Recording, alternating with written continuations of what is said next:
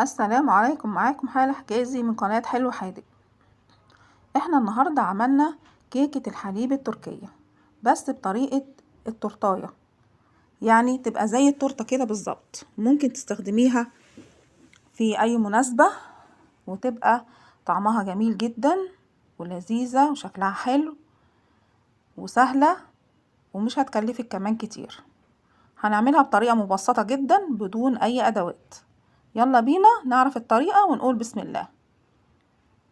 انا معايا هنا هو 2 إلا تلت دقيق، كوبايتين إلا تلت دقيق، ومعايا كوباية سكر، ومعايا هنا باكو بيكنج باودر، انا طبعا مش هاخده كله،